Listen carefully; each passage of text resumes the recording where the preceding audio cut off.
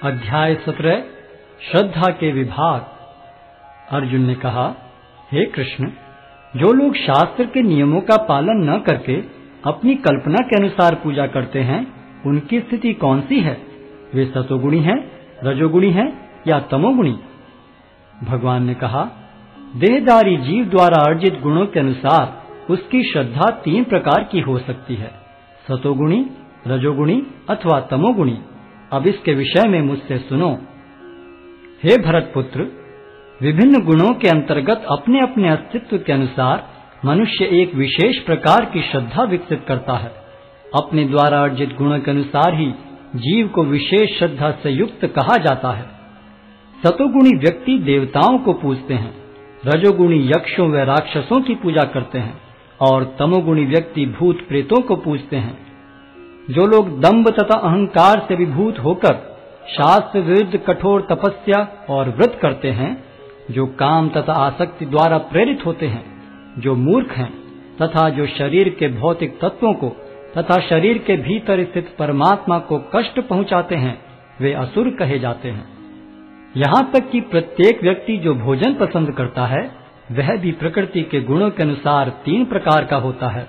यही बात यज्ञ, तपस्या तथा दान के लिए भी सत्य है। अब उनके भेदों के विषय में सुनो। जो भोजन सात्विक व्यक्तियों को प्रिय होता है, वह आयु बढ़ाने वाला, जीवन को शुद्ध करने वाला तथा बल, स्वास्थ्य, सुख तथा तृप्ति प्रदान करने वाला होता है। अत्यधिक तिक्त, खट्टे, नमकीन, गरम, चटपटे, शुष्क तथा जलन उत्पन्न करने वाले भोजन रजोगुणी व्यक्तियों को प्रिय होते हैं।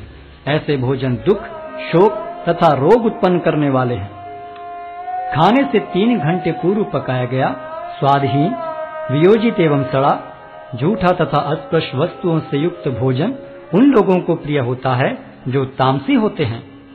यज्ञों में वही यज्ञ सात्विक होता है जो शास्त्र के निर्देशानुसार कर्तव्य समझकर उन लोगों के द्वारा किया जाता है जो फल की इच्छा नहीं करते। लेकिन हे भरतश्रेष्ठ, जो यज्ञ किसी भौतिक लाभ के लिए या गर्ववश किया जाता है, उसे तुम राजसी जानो। जो यज्ञ शास्त्र के निर्देशों की अवहेलना करके, प्रसाद वितरण किए बिना, वैदिक मंत्रों का उच्चारण किए बिना, पुरोहितों को दक्षिणा दिए बिना तथा श्रद्धा के बिना संपन्न किया जाता है, वह तामसी माना जाता है। परमेश्वर, ब्राह्मणों, गुरु, माता पिता जैसे गुरुजनों की पूजा करना तथा पवित्रता, सरलता, ब्रह्मचर्य और अहिंसा ही शारीरिक तपस्या है। सच्चे, भाने वाले, हितकर तथा अन्यों को शुद्ध न करने वाले वाक्य बोलना और वैदिक साहित्य का नियमित पारायण करना, यही वाणी की तपस्या है। तथा संतोष, सरलता, गंभीरता, आत्मसंयम एवं जीवन की शुद्धि, ये मन की तपस्याएं हैं। भौतिक लाभ की इच्छा न करने वाले तथा केवल परमेश्वर में प्रवृत्त मनुष्य द्वारा दिव्य श्रद्धा से संपन्न यह 3 प्रकार की तपस्या सात्विक तपस्या कहलाती है। जो तपस्या दंभ पूर्वक तथा सम्मान, सत्कार एवं पूजा कराने के लिए संपन्न की जाती है, वह राजसी कहलाती है। यह न तो स्थायी होती है, न शाश्वत।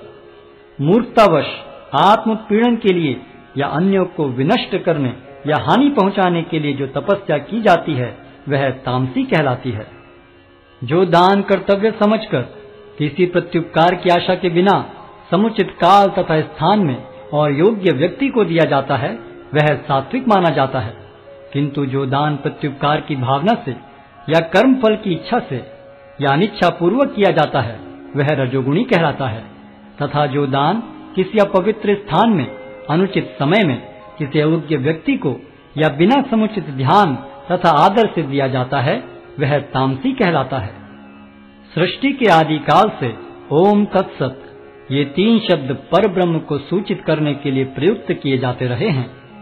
ये तीनों सांकेतिक अभिव्यक्तियां ब्राह्मणों द्वारा वैदिक मंत्रों का उच्चारण करते समय तथा ब्रह्म को संतुष्ट करने के लिए यज्ञों के समय प्रयुक्त होती थीं।